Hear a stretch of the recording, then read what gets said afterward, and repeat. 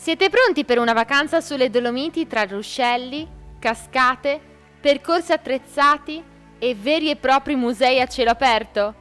Oggi una penna in valigia vi porta in Veneto per un weekend alla scoperta della zona di Cortina d'Ampezzo.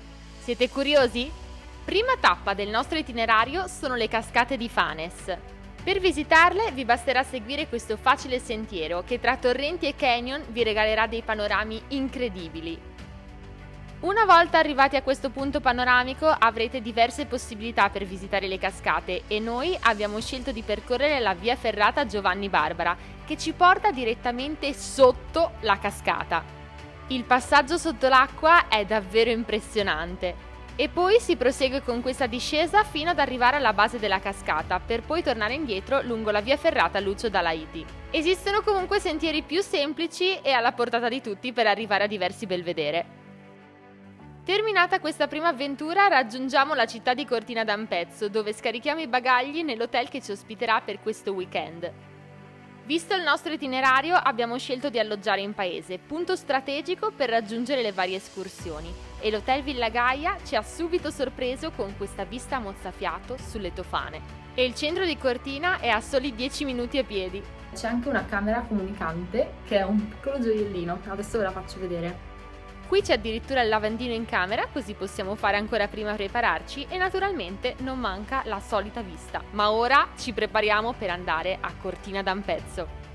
Il centro storico ci conquista subito con le sue luci e i 1000 negozi. E se cercate un parcheggio comodo vi consiglio quello della stazione che dalle 8 in poi è gratuito. Anche per i ristoranti troverete diverse proposte per tutte le tasche. A noi hanno consigliato questo e ci siamo trovati davvero bene. E dopo cena eravamo curiosissimi di fare finalmente una passeggiata nel famoso Corso Italia. Noto un po' tutti per essere la via d'eccellenza per lo shopping. Oltre ai brand più blasonati però si trovano anche diversi negozi tipici. Ma noi ci siamo lasciati conquistare dal fascino dei suoi edifici e del famoso campanile. Dopo un giro in centro però decidiamo di andare a letto presto perché il giorno dopo ci aspettano 2 escursioni abbastanza faticose. Quindi facciamo il pieno di energie con una colazione all'hotel e poi ci dirigiamo verso Passo Falzarego per raggiungere il Lagazzuoi grazie a 2 sentieri molto particolari.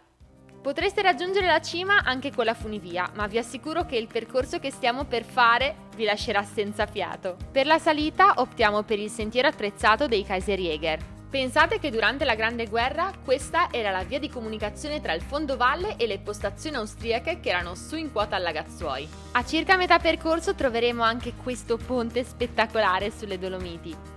Proseguendo con la salita invece si incontrano anche delle gallerie da esplorare necessariamente con casco e torcia e diversi tratti attrezzati. Dopo 3 ore abbondanti riusciamo a raggiungere questa cresta e il panorama è davvero spettacolare. E finalmente siamo arrivati in cima!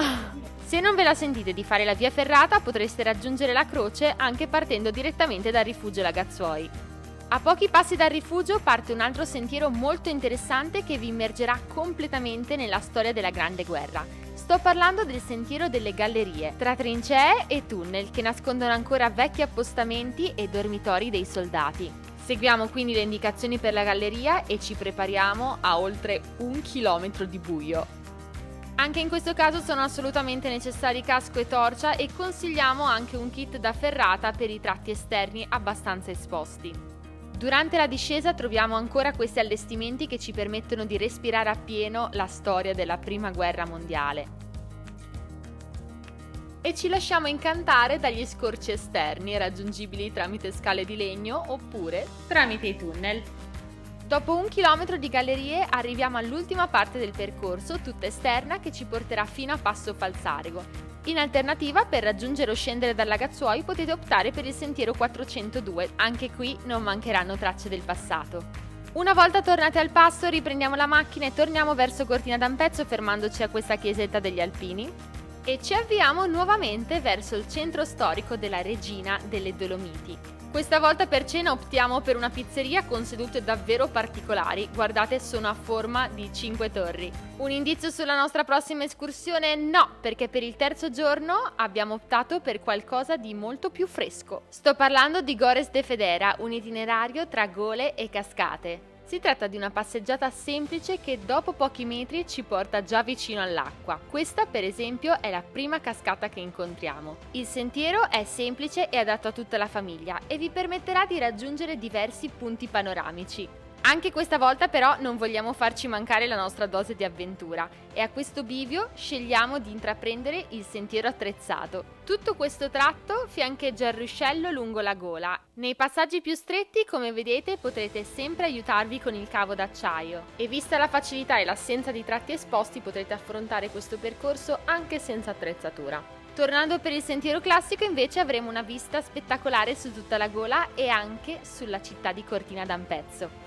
E con questa splendida vista sulla cascata concludiamo il nostro weekend nella Valle Ampezzana, dove speriamo di tornare prestissimo. Se ti è piaciuto questo video lasciami un like e iscriviti al canale per scoprire nuove destinazioni di viaggio.